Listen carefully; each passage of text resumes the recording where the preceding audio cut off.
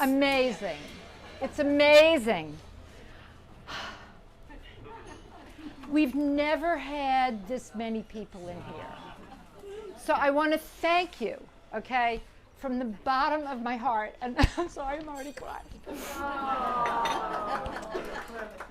I had. Don't hit your mic. Don't hit your mic.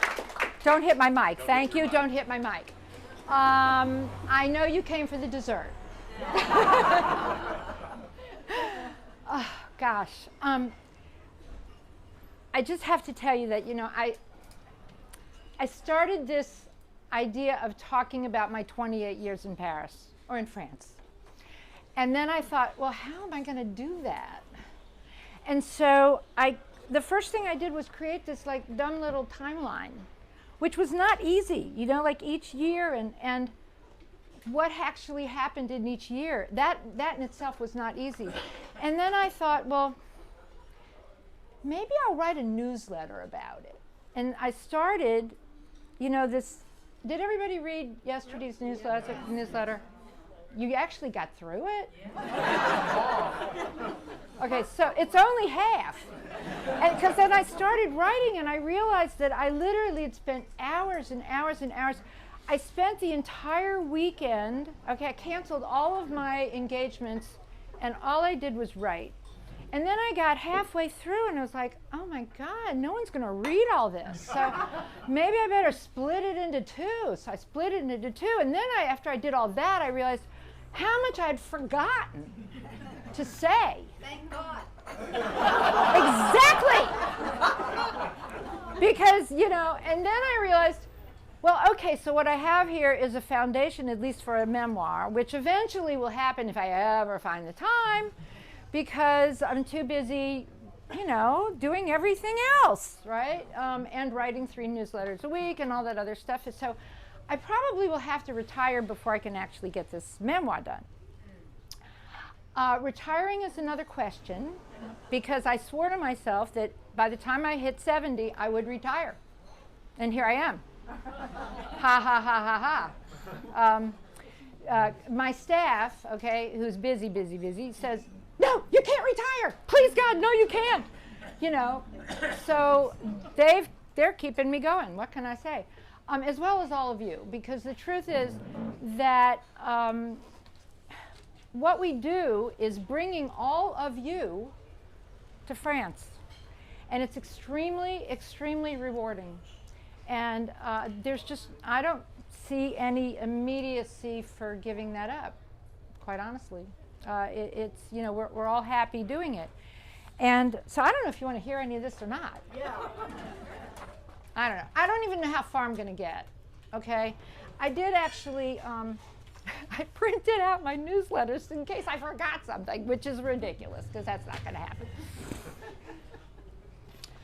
Anyway, just to give you a background, the first time I came to Paris was in 1979 on a 2-month trip across Europe with my not yet husband. And I don't know, like all of you, I fell in love with the city. I felt immediately at home, and I actually started looking at the International Herald Tribune ads for apartments. But of course, it was like, no, we had a plan, so we just kept going, And then every year, we would come back to Paris. And then when we talk about going somewhere else, I go, but as long as we go through Paris to get there, it's fine.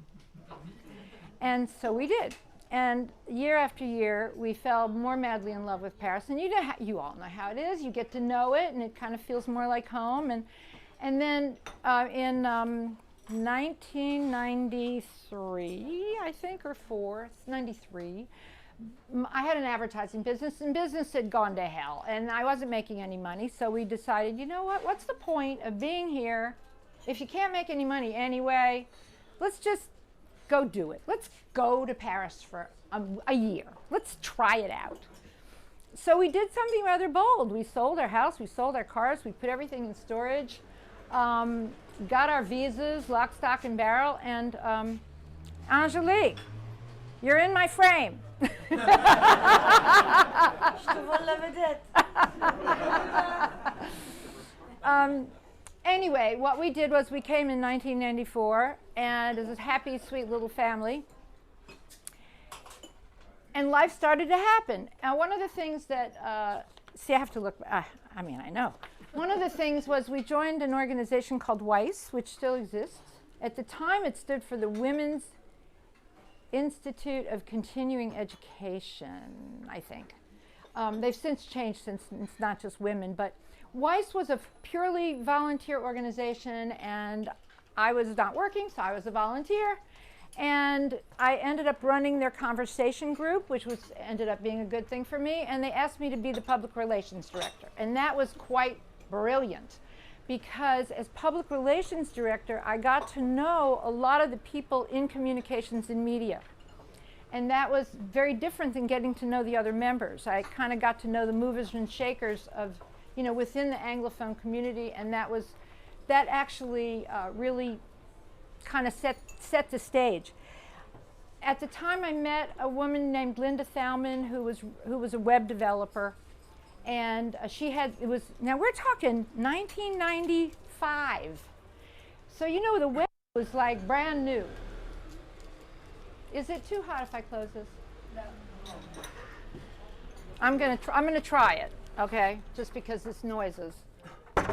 Okay, let's try it.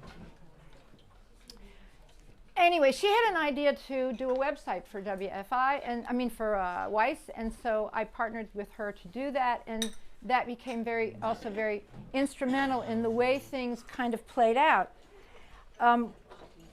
My relationship with her ended up really important, because with her, I ended up writing the very first online restaurant guide to Paris in 1996, and we sold it online as a PDF. Is there anybody in this room that has it? From forever ago. It's like, we sold it, we made a little bit of money, it was fun to do, but it was the first kind of thing I did writing, so to speak. And then, what happened? I had a big blow up with my husband. Oh God, okay, wasn't fun. And everybody here read about the artichoke story every year? Yes. So our married lives ended over artichokes.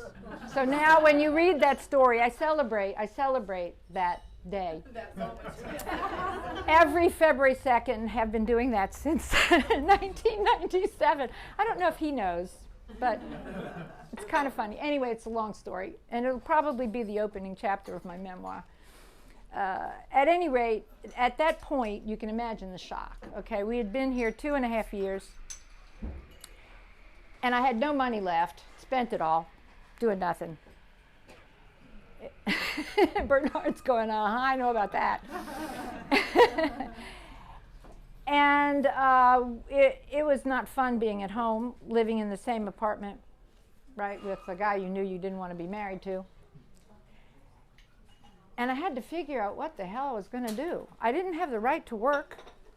I couldn't bear to leave Paris. It just wasn't going to happen. But my daughter and I went to Los Angeles for 2 months in the summer. And I kind of explored the possibilities of going back to Los Angeles. And guess what? No, you can't go back. You can't go back. There were metal detectors for her to enter school. They didn't teach foreign language until high school. That meant her French was going to go to hell. I knew I was going to have to buy a car. I knew I was going to have to put her in a private school. All of that was going to cost a lot of money, which I didn't have. I was broke, completely broke. And I had to get a job, all that stuff. And the idea of spending my life carpooling, taking her to and from school, I thought, that is not a life. But what was I going to do? So prior to that, I must admit, I had been looking at apartments, and that was not easy. You all know what that's like? Looking for a rental apartment? Oh my God, okay. Luckily one day, working at WICE, one of the one of the directors there said, well, are you going or are you staying? And I said, well, I would stay if I found an apartment. And she said, I have an apartment. I said, well, I need 2-bedroom apartment, and this is how much rent I'm willing to pay, and I want it to start like at the end of August or beginning of September. And she says, that's how much my rent is, and that's how big the apartment is, and that would be just perfect timing. It's my daughter's, and she's getting divorced. And I went, can I look at it? She said, tomorrow. And so I went there tomorrow. And I walked in and went, perfect. I'll take it. Now, it was 70 steps up. I counted them the first time. First time I went up. But the apartment, even though it was, run down, whatever, it just felt good, and it was going to be right, and I said, I'll take it. Okay, now, it's called, job, help, where am I getting the money? So Web France International, the developer, said, you know what? I need to develop our business. I need to bring in accounts. Well, that's what I was doing as an advertising and marketing. So I ended up going to work for them, bringing in clients, learning HTML, hard coding, everything about websites. Now we're talking 1997. So it was really brand new stuff. But that kind of, that was a foundation, and I ended up coming back here in the end of August. God, I'll never forget it. Divorce papers signed August 26th, got on the plane that day, got to the airport, and they said, instead of going to the right when you get in the plane, you're going to go to the left. And I was going, why? First class. I don't know why. I don't even remember I think it was Air France. But they put us in first class, and they poured a glass of champagne, and I went, thank you, France. Oh my God, do you have any idea how I need this? I mean, really. Okay, so we get here, and I could really go into detail, but anyway, that was really the beginning of life. Was the end of August. It was right before Diana died. Princess Di died. I mean, like 2 days before that. But that really was the beginning of everything. And while I was working for this company now, we're not supposed to tell the French government, okay? Because I had to figure out a way of working and getting paid and all that stuff. So I sort of figured it out, temporarily at least. And during that time, I was making new clients. And I went to see the director of the Berlitz Champs-Élysées. Her name's Elizabeth Crochard. And I really liked her immediately. And I said to her, I have this idea about starting a French-English conversation group, just like the one that I had been running at Weiss. But I need a lot of little rooms that house about 6 people each, because that's how the group works. And she said, you just found it. Just like that. And a month later, we started Parley Parlor. So Parley Parlor conversation group. Any of you guys attend? Mary, Barnard, Bob. Oh my God, I remember you helped me that night, I think, right, Lauren? Long ago, far away. The first night that we ran Parley Parlor, we had about as many people as are here. And everybody signed up with memberships. And that was, thank God, that worked, okay? Because now, we were making a little bit more money. And that was really good. So that ran, by the way, for 20 years. 20 years we ran this conversation group 2 or 3 times a week.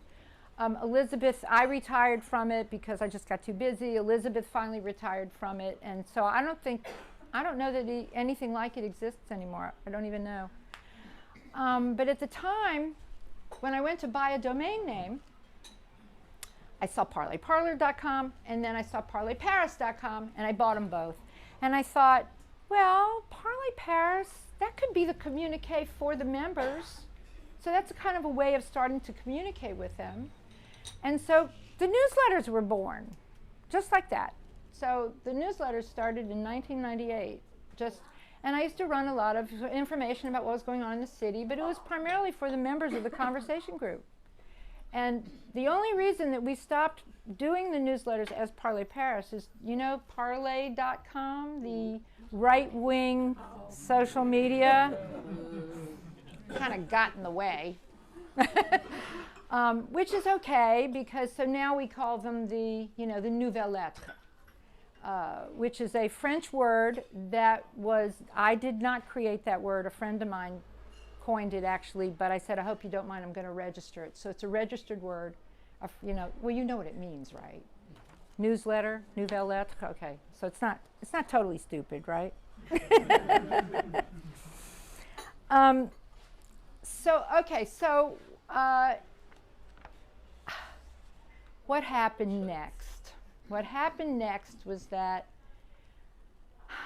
Web France International, there was a little stuff going on between the husband and wife and the business. And I kind of got caught in the middle of it politically, okay? Not me, not romantically stuff, okay? Just the political stuff. And I ended up quitting very suddenly on a Sunday morning. I'll never forget it as long as I live. And there I was without a job. Oh my God, no job. And I ended up going into partnership with this crazy guy named Tony somebody, and that turned out to be a disaster. And so I spent like 6 or 8 months in total anxiety, sleepless, freaking out, you know.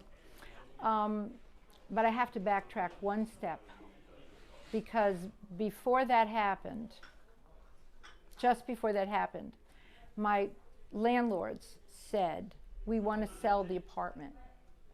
And I went into cardiac arrest. No, I'm not leaving this apartment, never. But they were very generous, and they gave me 9 months to figure out how to buy it. And so I went to the States, I talked to all the advisors, all the mortgage people, nobody was going to lend me any money. And then Elizabeth Crashar, my partner at the conversation group, said, well, have you tried the British banks? So the British banks at the time were Woolwich and Abbey National, and they were lending money to foreigners. So I went to see the two of them, and one of them denied me, and the other one gave me the mortgage, and I ended up buying my apartment. That was the year 2000. And so here I was, okay, happy in my own apartment, the one that I had, you know, from get-go. And then I lost my job. And I had a mortgage, and I had a child, and I'm freaking out. So I can tell you that those months were not fun at all. But I was doing everything I could possibly do to, you know, find some new path, because I was stuck. While I was having the anxiety attack, my adorable daughter, who is wise beyond her years, she said to me, do you know who you are? You know, like, why are you so freaked out? Just do what you always do, and you'll be fine. And I thought, you're so right. And so I just thought, okay, I'm going to do everything I can possibly do, network out there, until something presents itself. And then something did. Oh, wait. I'm not even that far, see? You must have provided a very consistent situation for your daughter, for her to say that.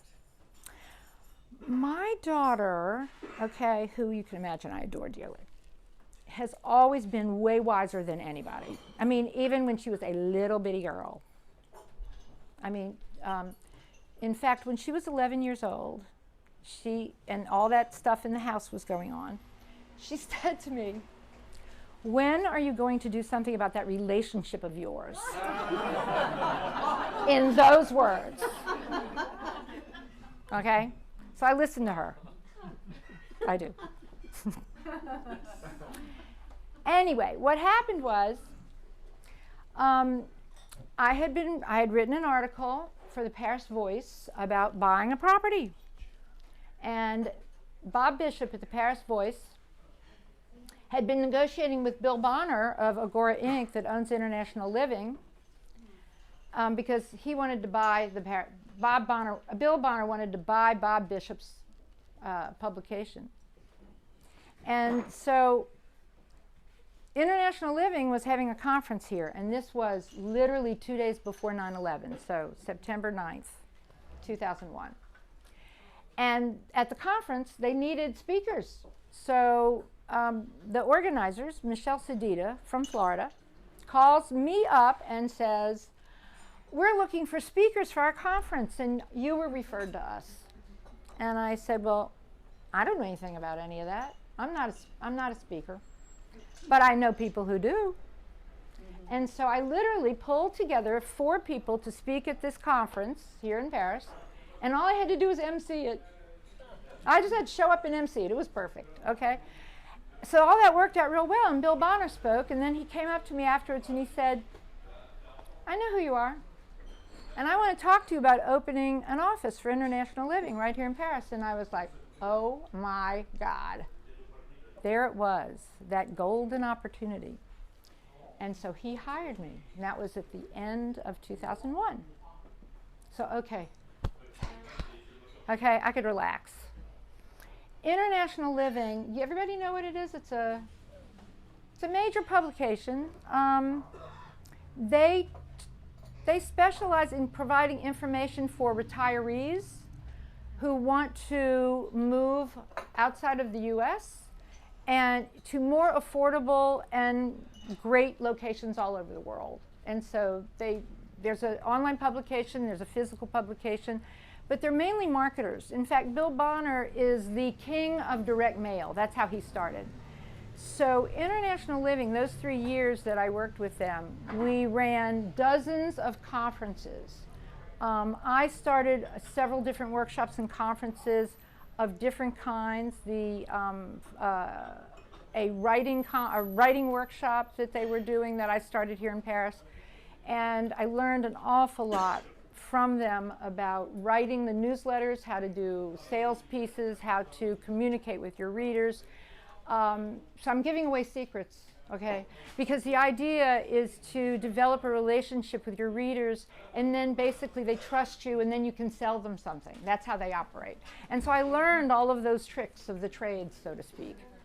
And it was a really interesting and wonderful 3 years and a tremendous learning curve that served me very well.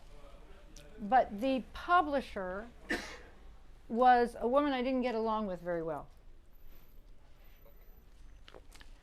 Mostly because she was stuck in Waterford, Ireland, and she wanted to be in Paris, so she kept sabotaging our office. No, seriously, this is the truth. It was every day, it was like, why is she doing that to us? And it became almost impossible. And then one day I realized that they needed me more than I needed them. That we had already really established a base. And so I said, goodbye, International Living, I love you, but I'm out of here. And moved everything over to just working independently.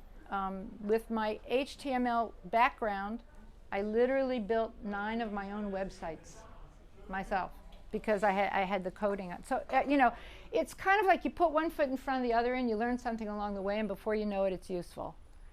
That kind of thing, right? I'm still on page 1, you guys. I mean, what can I say? The artichoke story you have to read yourself, okay? Also during that time, Eckhart Tolle published The Power of Now. Everybody know it? If you don't know it, you need to know it. Okay?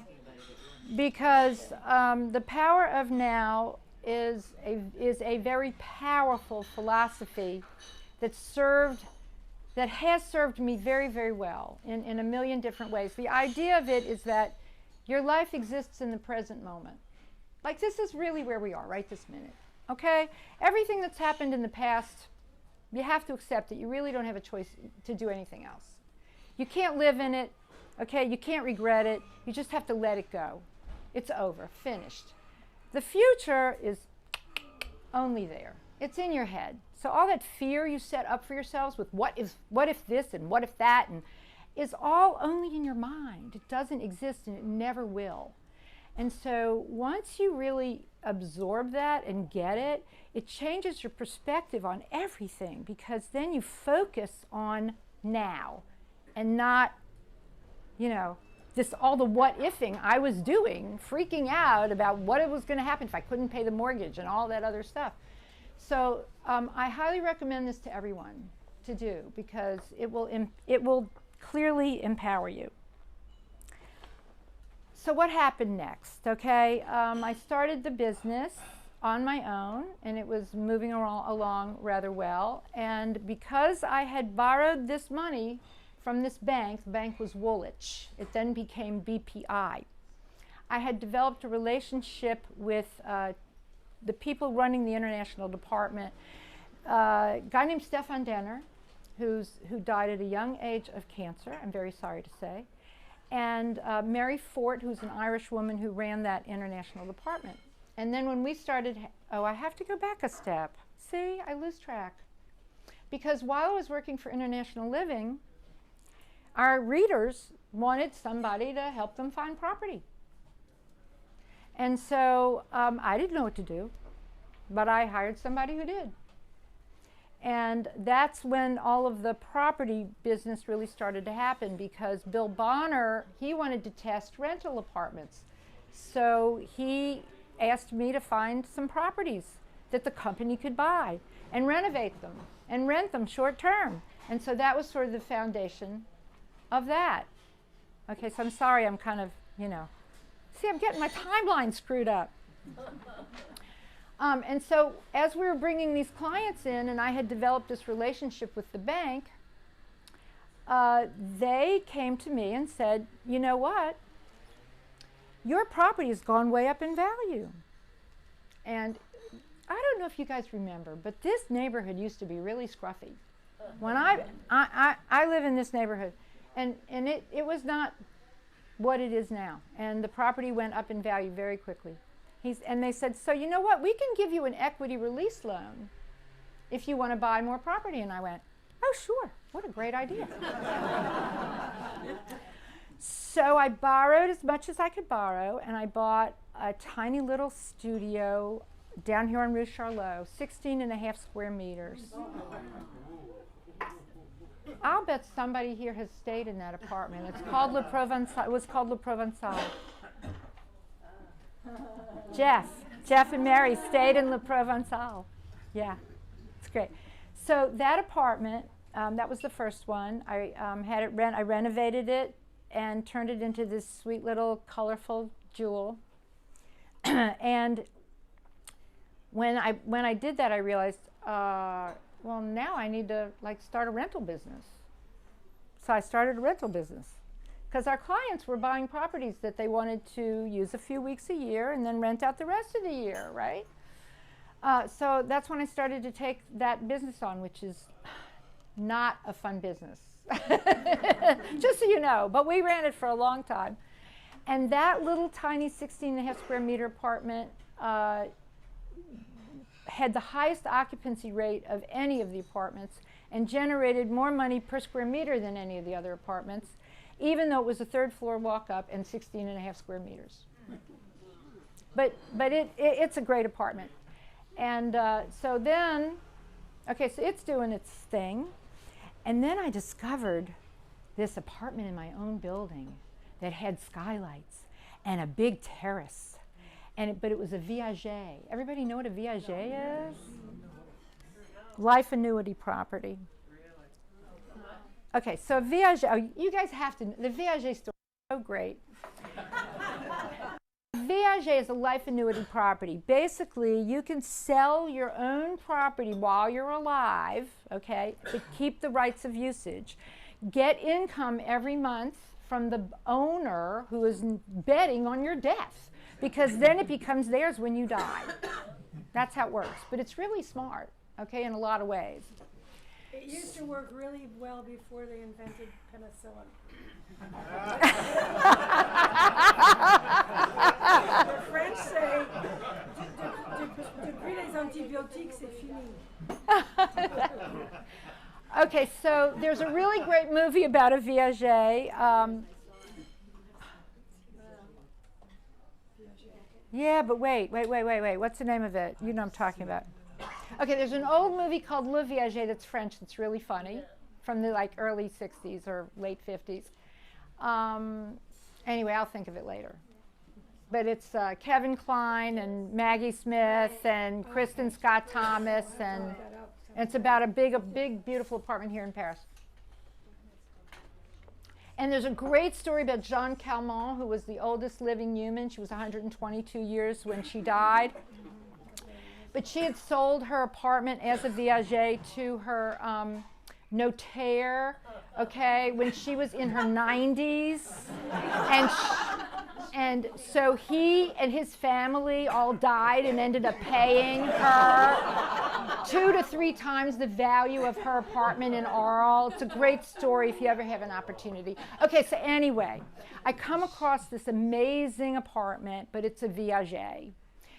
But the viager was still alive, but the man who owned it, he had bought it as a viager, but he had died. And his family didn't want to pay the taxes or any of that, so it went into the hands of the state. So I ended up negotiating with the state. It's the DNID department, and that took 2 years to negotiate to buy it. Okay, so yeah, but once I had it, it still didn't have the rights of usage because the viager was still alive, right? And then I had to try to find the viager and figure out what to do. Cara Black, is she here? She was going to come. Because you know Cara Black, the mystery writer? Okay, she's supposed to be here today. I called Cara and I said, I need to investigate the old man. I got to find out where he is and what the story is. Because by law, you cannot find out any of the, you can't get any of the medical records or anything about the viager. Okay. Unless you're a mystery writer. So, we have this joke about trying to find the viager. As it turns out, I didn't find him, but I found his nephew. And his nephew lived outside of Bordeaux, and I took a weekend trip, and I went there with a bouquet of flowers on Easter Sunday. And I didn't find the nephew, but I found a neighbor who was nosy, and she was peeking out the window. So I asked her to please give this guy, I said, I'm a friend of the family. I just stopped in. I want to give him these flowers, and would you please give him this note? So I got the nephew, and the nephew agreed to sell me the rights of usage. So I got the rights of usage. That took 2 years. Okay, so now I'm 4 years into it. I got the rights of usage, and then I spent a year renovating this apartment. 3 contractors. First contractor goes belly up, lost a ton of money. Second contractor did a horrible job, I fired him. Third contract I brought in to finish it. I mean, minutes before the first rental. One of those, right? Okay, but this apartment, it was an amazing apartment because it was 22 square meter apartment with a 14 square meter terrace and skylights and open beams and all that stuff. And, but there were rooms I hadn't seen. There was a chambre de bonne down the hall, servants' quarters that I hadn't seen. There was a closet I hadn't seen. There were two cellars I hadn't seen. But it didn't matter. When I bought it, it was a bargain, and I knew what I had, right? And it was in my building, but with an elevator. My building has 4 entries, and one of them has an elevator. And I thought, my retirement home. This is where I'm going to retire to. This sweet little apartment with the elevator and the terrace and all that good stuff, okay?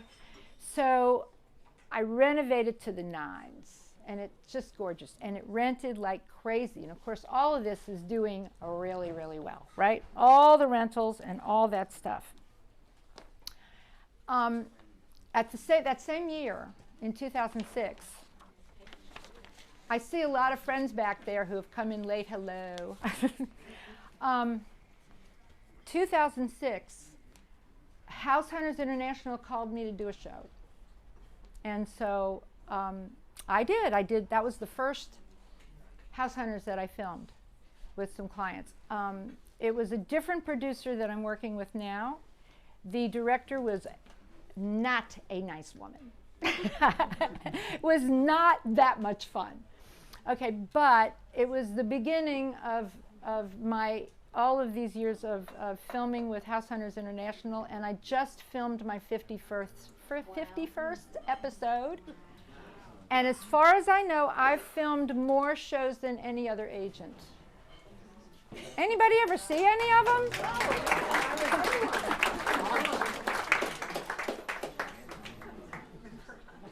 In fact, Mary and Jeff, you were in number 2. You were the contributors of House Hunters number 2. It was I was a loser. your apartment. We filmed in Zabby's apartment, but yes, but it was well. She didn't pick me. Of course, she didn't pick you. I mean, I don't want to burst anybody's bubble, okay? But basically, you have to have the property before you can film. You can't film in real time. So it's kind of fiction based on reality. Okay? Just so you know. True and in the moment. Yeah. Shocked! Oh, I shouldn't. I'm sorry. You're right. I shouldn't be doing that, right? Okay, anyway, let's see. Where are we? That was 2006 and 7. Wow. Okay. So what happened in 2008? Everybody know? Crash. Big time crash. Obama was elected. Yeah, he was in 2008. No, 2000. My father died. He voted for him, Obama before he died, and Obama got in. And it was the economic crash that he inherited. That's right. That's right. That's right. So what was also happening about that time was fractional ownership properties were starting to become popular here. There was a couple of people who were developing them, and I became friendly with these people, and they asked us to find them properties. So I got kind of involved in the fractional ownership stuff. And decided to, well, it just kind of happened. You know how things just happen? They just kind of happened. There was an apartment I had discovered in the Place des Vosges. An agent had showed it to me, and then I showed it to a client, and the client loved it, but they went, oh my God, this is major renovation. And they didn't want to do the renovation, but I was like a dog with a bone. I love this apartment so much that I couldn't let it go, and I told the agent, I'm going to find a buyer, don't worry, and we're going to just don't sell it to anybody else. It's in the corner at number 9, next to the Hotel de Sully, and you go into a courtyard and then a second courtyard, and it was at the back of the courtyard on the ground level with 2 completely glass fronts, but it was a wreck. It had been a barn, it had been a carriage house, it had been a garage, it had been a residence, and the floors were concrete, and it was disgusting, but the property was fabulous. So I found investors to buy it, and this was 2008. And so we ended up committing to buying this apartment and developing it as a fractional, and then the crash happens, and we thought, oh my God, what are we going to do? So we decided to go ahead and pursue it. And so we developed it between 2008 and 2009. It's called Le Palace des Vosges. And a little bit before that, a couple of years before that, I had met Martine Di Matteo. Martine Di Matteo has also been very instrumental in all of our successes because this is a brilliant interior designer who's French but lived in the States a really long time. And when I saw her drawings, I knew right away that her work fit our clients really well because it had that real French, beautiful flair, but American style functionality, you know, and convenience and all of that. And Craig knows Martine because Martine's done his apartment, and you know, it was sort of somebody who said, you just need to know each other. And we became friends instantly, and we brought Martine in to design and decorate this apartment. The apartment, of course, because of the crash, it took 5 years to sell all the shares out. So it was really a long time. But we still felt it was very successful, and it's still operating very successfully today. And it's an absolutely gorgeous apartment, and I never regretted doing that because it was the foundation for the fractionals that we're doing now. And so that's another story. The fractionals we're doing now, and I hope you don't mind if I skip around a little bit from the timeline. there was a real hiatus on the fractionals because the rental business, when the 2008 crash happened, okay, we spent a year with not a single property purchased by a client. A full year of not one apartment purchased because everybody lost all their money. But people were still visiting. They were renting. So the rental business was very good. Thank God for something, right? And that had really grown. But so did the money for fractionals. So there was this big hiatus. So there were no fractionals were being purchased. And so now that business has come back. And that business has come back because of the rental laws. And that's a whole nother story, which I'm getting to. And I will go back to my timeline. Okay?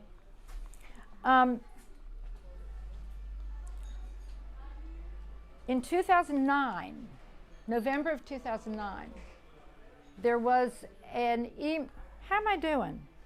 Doing okay. An agent here in Paris put out a APB, okay, to the immediate world that Paris was cracking down on the short-term rentals. Cue siren. Hmm? Cue the siren outside. Paris is cracking down. Paris is cracking down on short-term rentals. And everybody really went into cardiac arrest because nobody knew about it. Nobody knew what she was talking about.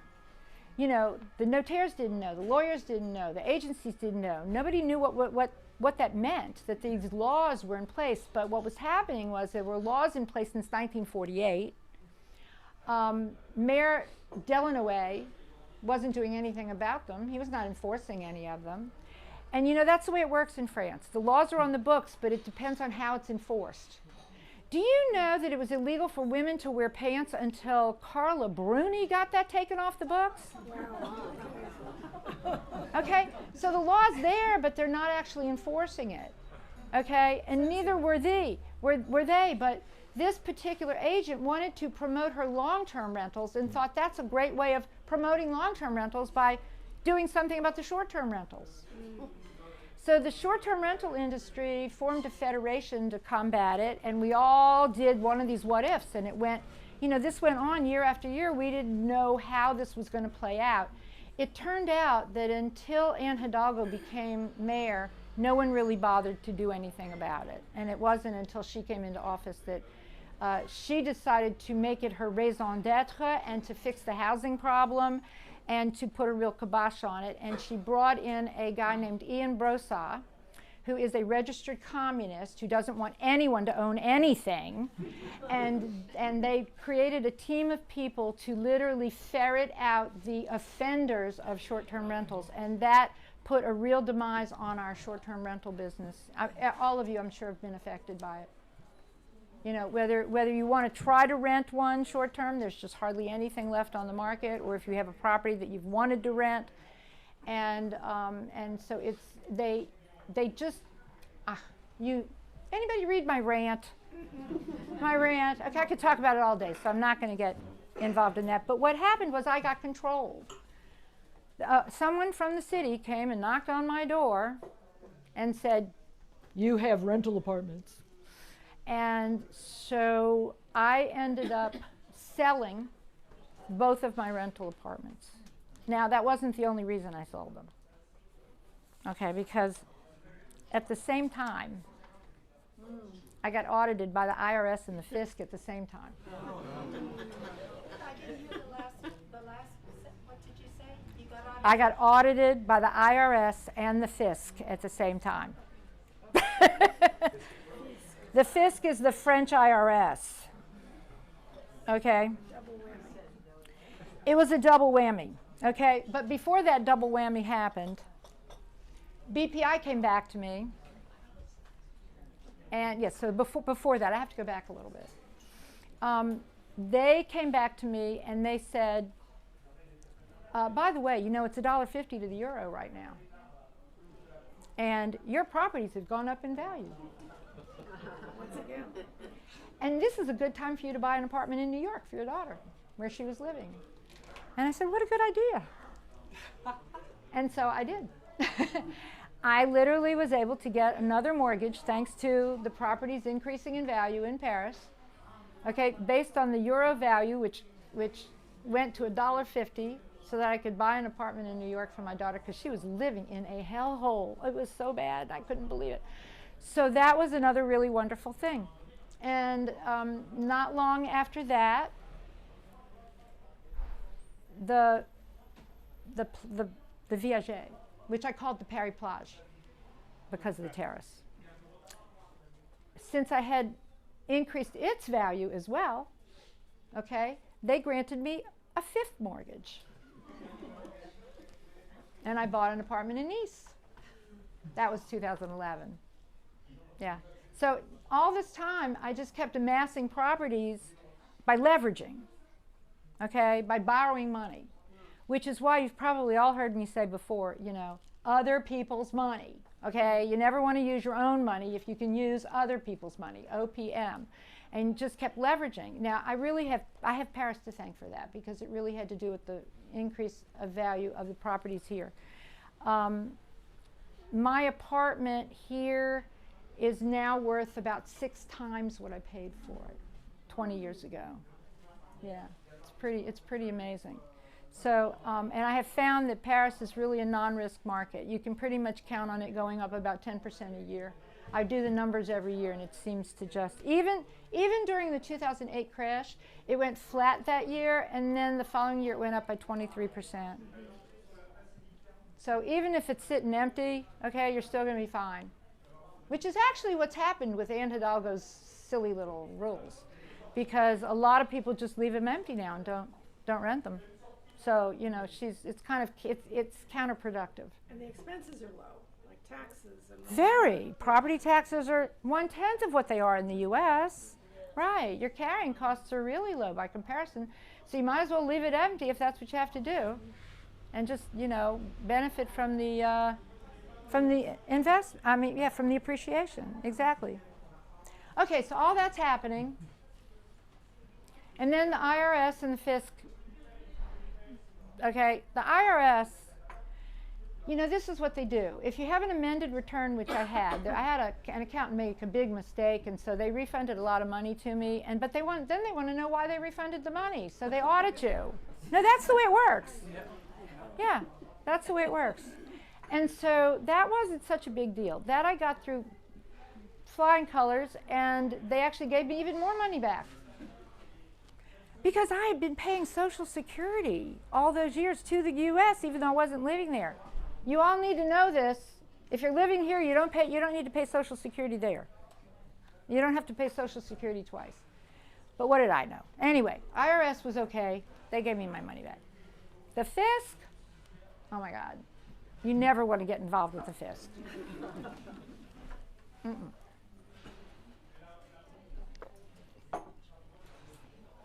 Now, by this time, I had a French company and a U.S. company. Okay?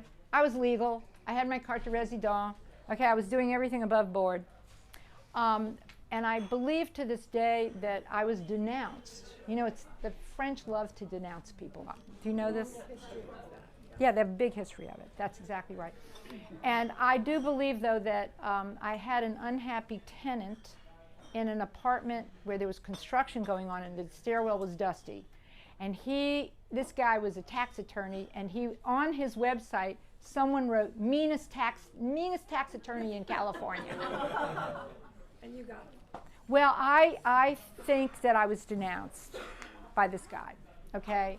And so the FISC, 2 years of meetings and document upon document upon document, and I swear this is true. They wanted to know what a 22 euro deposit on my bank account was.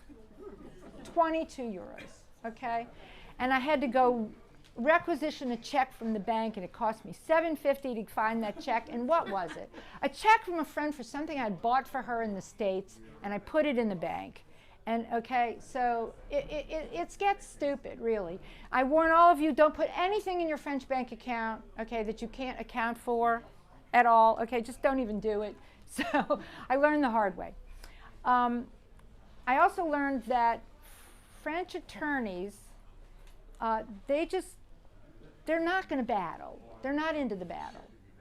The attorneys basically said, don't fight the fisc. You can't fight the fisc. Just pay it, be done with it, move on, okay? Even though I had plenty of reason to fight the fisc. Can you imagine 3 guys, 3 elderly gentlemen who are controllers sitting in front of me? Darts, man. They hated me. American woman doing business in France. I mean, they hated me. They were going to do whatever they could to get me. And when I left one meeting, I said to my lawyers, oh my God, I almost cried. And they said, we too. We almost cried too. Oh, bad. I mean, it was bad. Okay, anyway, they present this really big fat bill. And I think, oh, here I go again. I'm going to go bankrupt. This isn't gonna work. Thank the Lord, Brian Dunhill shows up. Brian Dunhill, everybody know who Brian Dunhill is? Dunhill Financial. Yep. Smartest financial advisor I have ever met. Personable, amazing guy. He calls me up and he says, I've been referred to you because I want to increase my Paris business and I understand that you might have clients. And I said, financial advisor. I need a financial advisor. If you can fix me, then we can talk. And he fixed me. He fixed me. Very clever guy. But one of the things he said was, you need to sell your 2 apartments. You need to sell the Provençal and the Plage. You sell them, we pull together cash, we take the cash, we get a line of credit. That way you can borrow it, pay it off over time, and you're going to be hunky-dory. And I went, I don't want to sell my apartments. I don't want to sell my Plage. That's my retirement home. I told them I'll never forgive them as long as I live. But I sold them immediately in 10 minutes. Literally, 10 minutes. Sent out a newsletter. My niece called me up and said, I want to buy the Provençal. I said, okay, that's good. Keeps it in the family. And then another one of our American entourage calls and she says, okay, I'm going to pay you full price and it's cash. And I was, what could I do? I had to say, yes, that's how it works. Okay. I'm sad. Can I visit it? Anyway, so I did that. I had to sell those 2 apartments. And so, you know, life just, some things are good, some things are bad, things change along the way, and that's the way it works. But anyway, I survived the 2 audits, came out of it okay. And so your financial advisor was well versed in French law? He didn't need to be? Brian is half British, half American, grew up in Brussels, went to school in Florida, was running the practice out of Brussels at the time, now is doing it out of London, and he specializes in expats. So he knows everything you need to know. Yeah. U.S. expats? Yeah, expats in general. Okay. But he's really, he's very well versed. So now, a lot of stuff is going on, okay? Because when I bought the Nice apartment, Nice is a whole nother story, which is actually part 2, so you're going to read it next Monday.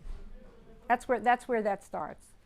And Nice was something I did not as an emotional situation. I just decided that Nice, since I was giving up the Paris Plage, that maybe Nice would be a good retirement home. It would be the real beach, you know, not the Paris Plage, but like the real thing. And I looked for years for an apartment and couldn't find it because I didn't have a me on the ground there. You know, I didn't have someone looking out for me, and I found it very, very difficult, even for myself, to find an apartment there. But I did come across something, fell in love with it. It was a coup de cœur. I probably should never have bought it, but I did. And what I discovered in the midst of renovating it was that it had a Saint Bruyère toilet and not a real toilet. It's a macerating toilet. It requires a pump and electricity. And when it's not working, you have a big closet. And it hadn't been disclosed to me, and I swear, I've had 3 plumbers tell me it's a real toilet because you don't see it, hear it, or there's no evidence that it is not a real toilet. Because that's a mistake I should not be making, right? But anyway, it's called a vis cachée, and I ended up suing the seller and spent 8 years in lawsuit. Takes a long time in France to do this. I won the first time, they appealed it, I won the second time, but by that time, the seller, who was a marchand de biens, which is a developer, he closed his company, leaving no money in the accounts, and then I had to go after the money.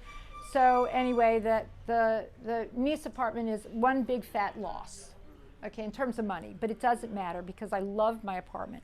And thanks to that apartment, I have established a really fantastic business in Nice. I have a great team of people. Nice is absolutely wonderful and delightful, and we are actually doing way more business in Nice than we do now in Paris, believe it or not. Sonia? Love it. Resident of 5 weeks and your team. There you go. Marvelous. There you go.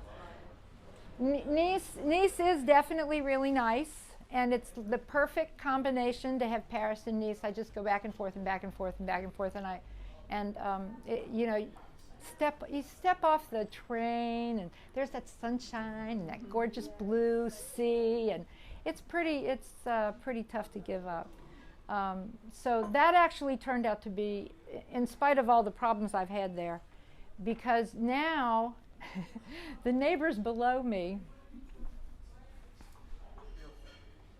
you're going to love this story. They're suing me to install a real toilet, but they won't give me the permission to plumb it. Where's it gonna go? I swear. I presented an idea to go straight down the stairwell and out the back because that was the only possibility, and they won't give me permission to do that. So they just want the courts to figure it out and decide. So, and I keep saying, I want to do it. Just tell me how to do it. I'll do it. No problem. But I don't know. Only in France. Listen, I don't know how I've gotten myself involved in all this mess, okay? I think that, you know, if you're living and you're putting yourself out there, shit happens, and that's just the way it is, all right? No matter what your intentions are, you know, and then you just have to deal with it, and so far I have survived and lived this old, in spite of all this stuff. So what else happened? Anne Hidalgo took office. Does anybody like her? Okay, so there's a couple of people who like her. Maybe we can change their mind, but anyway. I haven't seen a single thing she's done that I like, but that's something else. And you know what else happened? Donald Trump was elected. And more Americans are coming. Well, yeah, you know, we are seeing a major influx of Americans into France. There's quite a flood of all of you coming in, and it started with Donald Trump. Yeah, it started with Donald Trump. The COVID didn't hurt, and neither did the rate of exchange. Everybody's happy with today's rate of exchange? Yeah. You know, and in spite of having, you know, a Democratic government in the United States right now, they're still doing stupid things. I mean, Roe versus Wade, really? Well, that's the Supreme Court. I know. I know, but how many years is it going to take to correct that? You know, like when is it going to turn back in the right direction? And every day I'm thankful that I'm here and not there, quite honestly. I mean, but you know, when you're an American, you're always an American. I mean, someone once said to me, asked me, you know, like, why do you care? You don't live there anymore. But of course we care. We're Americans. We love where we grew up. We are never not going to be an American. So it's really hurtful. I find it very hurtful that all those things are happening. But maybe I shouldn't get on a political rant.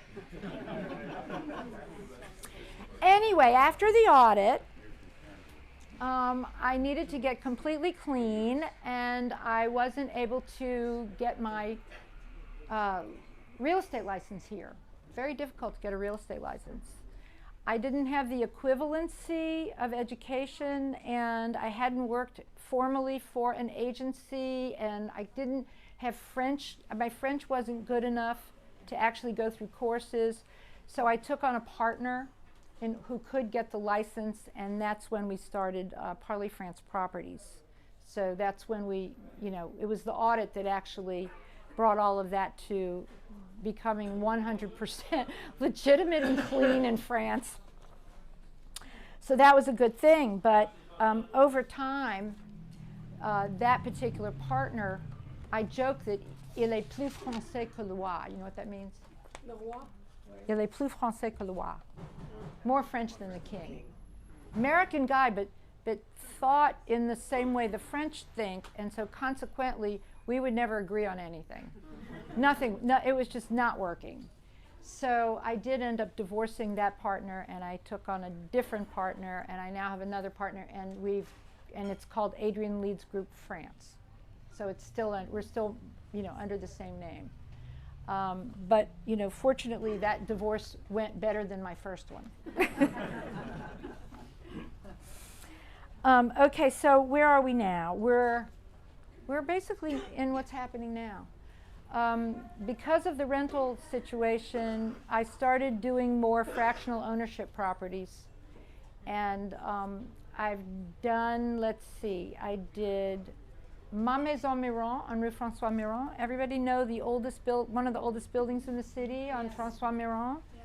So we have an 18 square meter fractional there called Ma Maison Miron that is sold out very fast, very quickly and very well. That was a couple of years ago. This past year, I did 3 properties. One in Villefranche-sur-Mer called La Belle Terrasse. 2 in Paris. One called La Lanterne du Marais, that's right at Saint Paul.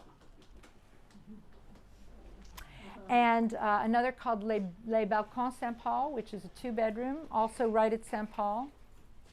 And their occupancy started in January of this year. Martine renovated the 2 in Paris. I had a different partner in the south. They all, once we offered the shares, they sold very, very quickly because the fractional ownership idea works very well in today's world because of not being able to own your own apartment, use it a few weeks a year, and then rent it short term. It's a great way of parking your money in a way that you will always recover it and use it, enjoy it, and so that's been very good. Did you guys see Le Palais du Soleil that we just sent out last week? 2-bedroom. 2-bedroom in Nice. Yes. 2-bedroom in Nice. Gorgeous. We sold the last share in took 5 days to sell all the shares. Yeah. Yeah. Yeah, it's amazing. And we are now working on 2 more, I'm losing track. We're working on one in Nice that is a studio called Le Jardin de la Promenade. It's right on the Promenade des Anglais. It's a beautiful studio apartment with its own private garden. That's really great. We also did this year one called Le Charles V. It's also near Saint Paul, so those have been in the Marais. It's a 1-bedroom. We have 1 share available, but I think it's about to be sold. Just don't sell anything to Trump. No, he's not buying any of them. Don't worry, Zabby. I worry. The 1 share that's here in Paris. Was 1 share. 1 share of a property in Paris. Yeah. Okay.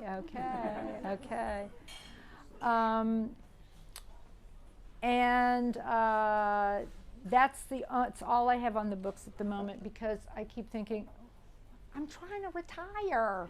How am I going to retire if I keep creating projects? What can you do? So that's sort of where we are. We just came back from a Living and Investing in France conference in Nice.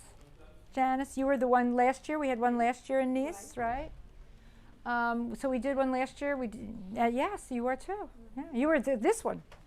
Yeah. This one this Yeah, year. last week. We repeated it. It was fun, right? Great. It was great. It was Very fun. informative, more than great. Uh-huh. Very, it Conference. made it very real that it was possible to relocate even from Maison Secondaire Yeah.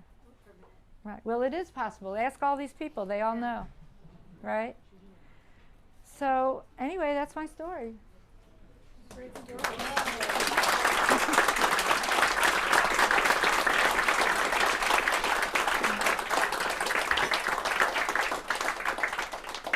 And House Hunters is going to continue, or Sure. yeah? Hope so. Or are you talking about retiring? Well, it's not fun creating projects. You know, I joke with them. Hey, I'm getting too old for the show, right? No. No, I'm gonna keep doing the show. No, see, don't retire. You know, Don't retire. okay, so my mother, You'll regret it. I'll regret it. Yeah, I probably will. You know, my mother, may she rest in peace, she started working at the age of 70. When my father died, she went to work as a legal secretary for a lawyer who was my age. And she was 70. When Katrina, this was New Orleans, happened when she was 88. And that's the only reason she stopped working, because, you know, the office closed. And then 2 months before her 98th birthday, 98. 98, yeah. But even after she stopped working, every day she got up, got completely dressed to the nines, everything had to match, colored her hair, had her nails done. I mean, and then she swears that that's the reason that she had such a, you know, long life. And then and then one day she just sat down in her bed and died. We should all be so lucky. Mm-hmm. But I've taken notes.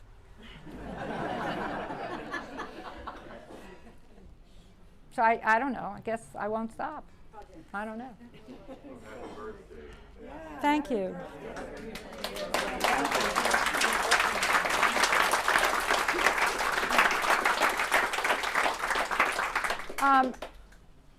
We got 20 minutes for Q&A. Anybody want to ask any questions? Your nails are beautiful, just like your mom's. Aw, thank you, Ken. No questions? Well, I'm hoping you'll do another living and investing because we couldn't make it this year, but we could make it next year. I don't know. I'll tell you what, the conferences, I love them. They're a lot of fun. But they take a tremendous amount of time out, and it's hard. It's hard. Mary. I just wanted to say that when we bought our place in 2008 in this neighborhood, it was a little scruffy around here. It was, yeah. And you said, I promise you, they have plans to fix this neighborhood up at Republique and the Caro and everything else, and you were absolutely right. So I just wanted to say merci. Thank you. For your wisdom. Thank you. I have a question. Sure. You mentioned that you don't have to pay Social Security if you're living here, but can you collect your Social Security? Yes. But I've waited till I'm 70 to do it. Yes, you can collect your Social Security. And if you're not getting health care in the U.S., they deduct Medicare in the U.S. out of your Social Security. Do you not have to pay that anymore? I don't really even know how it works in the United States as far as Medicare. I think you have to actually apply, right? Yeah, but they deduct it from, If you want to keep it, you have If you want to keep it, you have to pay for it. Medicare Part A is. Okay, hold on. One time switch for retirement, the years you've accumulated, you can do one way, either way. You can take your American years and put them on the French side, or your French one and put them on the American side. See, I haven't even gotten there yet. Okay, I'm living in the present. I'm on an as-need basis. When I need to know it, I'll figure it out. Janice. Is everyone here a resident except me? No. Who in this room are legal residents? I'm a citizen, but not a resident. Well, you're okay. I'm not a resident. Okay, so half and half. What do you mean by legal? A legal resident. Okay, wait. Okay, we're going to have a consultation. Okay, we're going to have a legal resident is someone who has a visa. Yep. And pays taxes here. No. Don't confuse legal residency with tax residency. Two different things.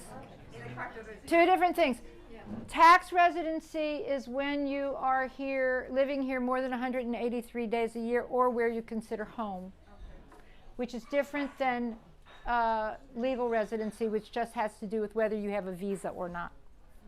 Well, if you Okay. don't have a visa, does that mean you can't? I don't have a visa because I'm a. But you're a citizen, so you're legally resident.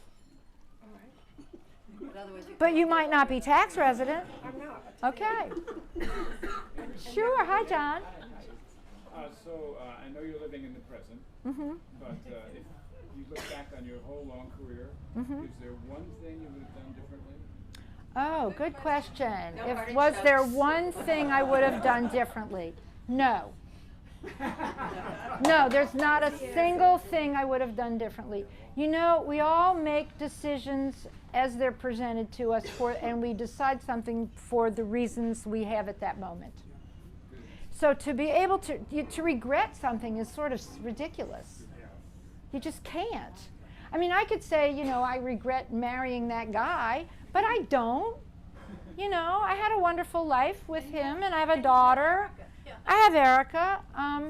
You know, and we actually have an okay relationship now. You know, it took a long time, but otherwise okay. No, you can't regret anything. No. You need it here. Sure. If I have EU citizenship, does that mean I automatically get residency here or no? EU citizenship does give you the ability to do a lot of things here, yes. It's Italian citizenship. Yeah, you're good to go, babes. Yeah. Sure. How has Paris changed for the better and for the worse since you've been here? Good question. How? I'm repeating it for the recording. No, I'm repeating this for the recording. How has it changed for the better and how has it changed for the worse? Well, since Anne Hidalgo's taken office, I think it's changed for the worse.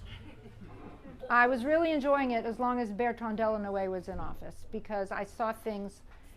The city was clean, it was bright, it was colorful, people were happier. I saw a lot of positive things happening. I have only, this is my perspective, you understand, I have only seen negative things happen since she's been in office. The city's dirtier, there's a lot more graffiti, the traffic patterns are insane. Ask anybody who drives what that's like. As a pedestrian, you are taking your life into your own hands. And I don't see that the cities I think what they've done has not been very smart.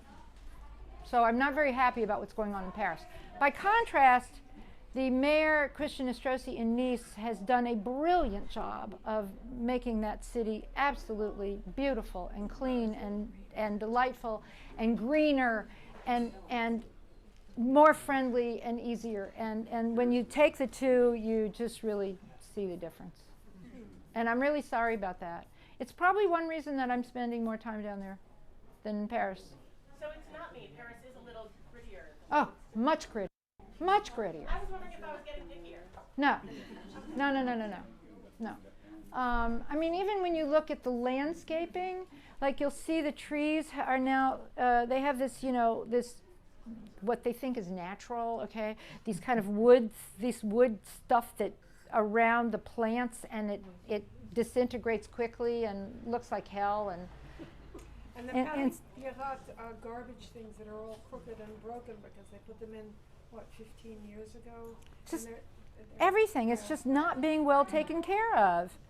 And everybody know what the broken windows theory is? Broken windows theory is, you know, like if buildings got broken windows, then you don't really care much about it, right? And so you just break more windows. Now, if you fix the windows and everything looks good, then people take pride in it, and then they want to keep it in good condition. And I think that's what's happening here, that they need to start cleaning this up so that we have pride in our city again.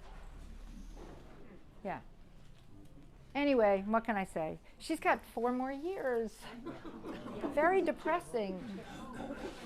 Another question, Mary? Any insights into the Olympics? What do you think about the Olympics being held here? Are you going to be here or are you going to leave? You know what? I really hadn't thought about it. It's too far ahead. I can't think much beyond the next few weeks. Quite honestly, I really do stay pretty present. You know, lots of people, where are you going to be 5 years from now? Well, how in the hell can I answer that? I might not know where I'm going to be tomorrow. I mean, if you really do that, then you're not letting your life take its natural path. And I know I wrote about this a little bit in yesterday's newsletter, that it's like a stream of water going downhill, and it hits a rock and it goes in another direction for a reason. Well, maybe that's us too. You know, you run into a rock, a brick wall, whatever it is, and you have to go in a different direction for that reason, and that's natural. And I want to do that. I want to follow a natural path. So I figure I'm in the right place at the right time. This is where I'm supposed to be, doing this, whatever it is. You had good rocks. You had good. They were not always good rocks. They were some bad rocks, but bad rocks lead you to good rocks. You know, I mean, I certainly wouldn't call a tax audit or a divorce or losing a job good rocks. Okay, that's fair. But then from there, you have to, like, you know, pick yourself up and say, do you know who you are? You can do this, you know. Yeah. Well, it's fun hearing your whole life. You know, I think we've seen you in pieces, House Hunters and the Viva Veteran. But to hear you speak about everything and putting it all into one picture is really interesting. It's cathartic, I can tell you, from a personal standpoint. Because, you know, who would have thunk? I mean, never would have dreamed in my wildest imagination that I'd be standing here today in front of all of you telling this crazy story. You know, all I know is that I fell in love with Paris, couldn't leave, and had to find a way to exist. And I literally left with just about nothing. I walked out of a marriage with a couple $1,000 in the bank and no possessions, except a small art collection and a daughter. And you know, what can I say? Anything else before we call it a day? Sure. I'm French, and I wonder if the viager exists in the USA. Reverse mortgage. It's called a reverse mortgage, but it's not really the same. It's not the same idea. With a reverse mortgage, because my sister sold, I helped my sister sell her house as a reverse mortgage. And basically, it's the bank that takes over the mortgage itself, and then you end up sharing, when the house is sold, you end up sharing the profits with the bank that took over the mortgage. So it's a little bit different. It's not quite the same idea. Yeah. This is a really funny idea, you know, that you're betting on someone's death. It's kind of terrible. But at the same time, imagine okay, you know, you get to be, let's not say 70, but 80 or 90, okay? And you've invested your whole life in this property, and if you don't have heirs to give it to, then you might as well get something back from it. So it makes a lot of sense for the viager, for the person who's selling it.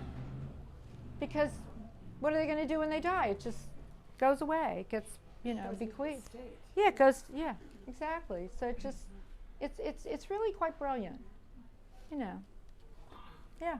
And you can make a good deal and you can make a bad deal. I mean, I ended up making a good deal. Sure. Is today really your birthday? No. When was it? When it will be on Friday. Oh, and what are you doing to celebrate? Well, tomorrow I am flying to Miami. And then I'm going from Miami, only one night in Miami, to Cartagena, Colombia, South America. With my daughter. She's meeting me in Miami. And we are going on an adventure trip. And then we're going to go to the coffee triangle, which I don't know anything about, and drinking lots of coffee. And so I'll be in Colombia. Yeah. And then going to New Orleans to be with my family. My brother-in-law is celebrating his 90th birthday. Can you believe it? I have a brother-in-law who's 90? Makes me feel really young. Yeah. Anything else? Adrian, thank you. You're one of my many gurus. Never met you, but been following you for about 10 years. And if I may ask, are the people staying in the fractional property that has the one share left here in the room? So I can pick their brain. No one here. It's called Le Charles Cinq. Yes. It's on Rue Charles Cinq in the 4th. It's a 1-bedroom. It's about 33 square meters. It was completely renovated by Martine. I've read all And about it. I just was more interested in the process of purchasing it. But Patty has sent me. Patty Sadowskis. I wish she were here. If she were here, I would thank her. Patty Sadowskis. Patty Sadowskis also, on a whim, decided to move to France. But she read my little PS that said, when I was looking for an assistant. And she answered that with a really smart email. And I said, well, let's meet. And so I met her the day after she arrived here. And I hired her right there. And she's been working with me ever since. Thank God for her, because there was no way I'd be able to manage all of this without her. She's really fantastic. She is celebrating her 65th birthday in a few days, on the 19th. And she's going to celebrate in Venice.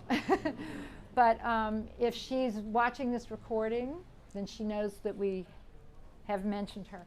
It's all about meeting the people who can pivot you. Those are the rocks, beating the right people, right? Yes. Who pivot you along the way, and she's definitely one of them. There's a thank President as your assistant. She was the CEO of a credit union, and that when she wrote me, and I was, oh yeah, that might work. Another loan. Oh, no, not another loan. No, I'm done with mortgages. No more mortgages. Maybe. The New York apartment is in process for sale now. New York, because my daughter moved to Los Angeles a few years ago, and the tenant who's been in the apartment is buying it. So it's worked out. That's worked out very well. So I'm dwindling down to only having a couple of properties, Paris and Nice. But I am looking for a new apartment in Nice, if anybody knows of anything.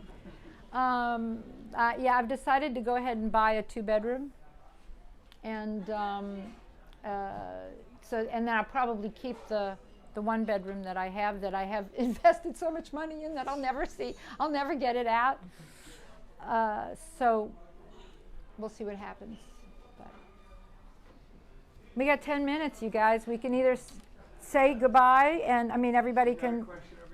You have a question? I have an answer? I have an answer. You have a question? Okay. How do we pay for what we've done? Oh, I'm so glad you asked that. Okay, so here's the announcement that I usually make at the beginning that I'm going to make at the end.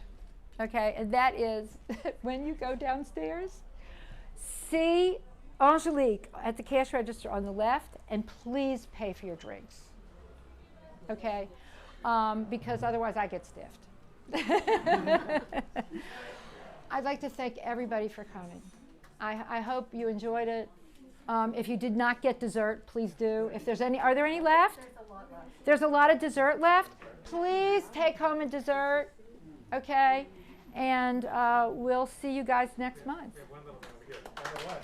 What?